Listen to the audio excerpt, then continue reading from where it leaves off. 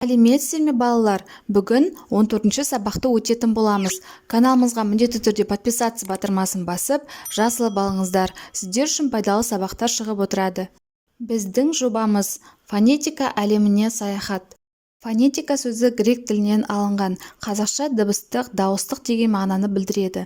Фонетика тілдің дыбыстық жағын зерттейтін саласы. Ол тіл дыбыстарын, олардың жасалу жолдары мен естілуін қарастырады. Ертегіні оқу барысында жақша ішіндегі тапсырмаларды қимылды қосып орындап көр. Дыбыстар патшалығы әлде бір патшалықта немесе мемлекетте емес, тура сенің аузының ішінде дыбыстар тұрып жатыр. Ал олардың үйі қандай әдемі. Аузыңды аш, әне көрінді.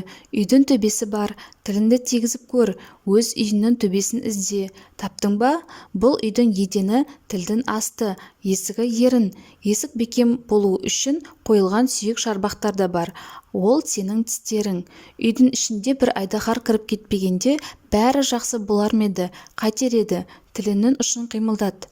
Айдаһар кейбір дыбыстарды емін-еркін өткізіп жіберді. Мысалы, а, ә, о, ө дыбыстары еріннен, яғни есіктен еркін шығып жатады. Олардың үстіне киіп алған қызыл көйлектері бар. Ал басқа дыбыстардың жолында айдаһар түрлі кедергі жасап есікті жауып қояды. М дыбысы. Ол т дыбысын төбеге жасырып қояды. Айдаһар дыбыстарды біресе пырылдауға, п, біресе ысқыруға, с, біресе қырылдауға, қ мәжбүр етеді, біресе итше ырылдайды, р. Дауыстап көр, көзің жетті ме? Бұл дыбыстар ауыздан емін-еркін шыға алмайды, сондықтан да олар үстеріне көк көйлек киіп алған. Дауыссыз дыбыстар көк түспен берілетіні сондықтан, ол сендерге 1-ші сыныптан бері белгілі. Екінші жаттығу дауысты және дауыссыз дыбыстар туралы ертегі немесе жағдаяттық тапсырма құрастырып көр.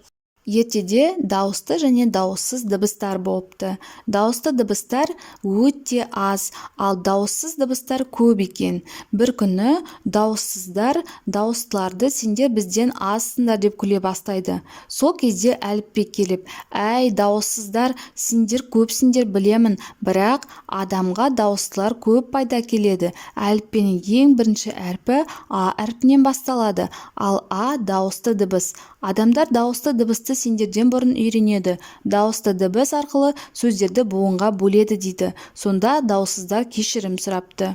Үшінші жаттығу зерттеу жүргіз. Әдебиеттік оқу кітабынан кез келген өлеңді ашып оқы. Білектей арқасында өрген бұрым, шолпысы сылдыр қағып жүрсе ақырын. Кәмшат бөрік ақтамақ қара қасты, сұлу қыздың көріп пең мұндай түрін. Аласы аз, қара көзі айнадайын, жүрекке ыстық тиіп салған сайын. Үлбіреген ағетті ашық жүзді, тіс әдемі көріп пең қыздың жайын.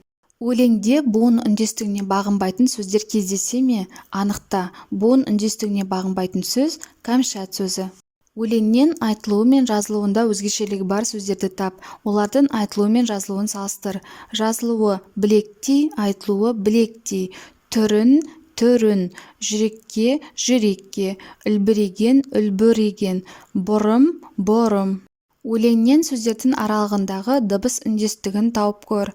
Дыбыс үндестігі шолпысы, айнадайын, арқасында сөздерінде сақталған. Осымен сабағымыз аяқталды. Сабақ пайдалы болған болса, лайк басып, достарыңызбен бөлісуді ұмытпаңыздар.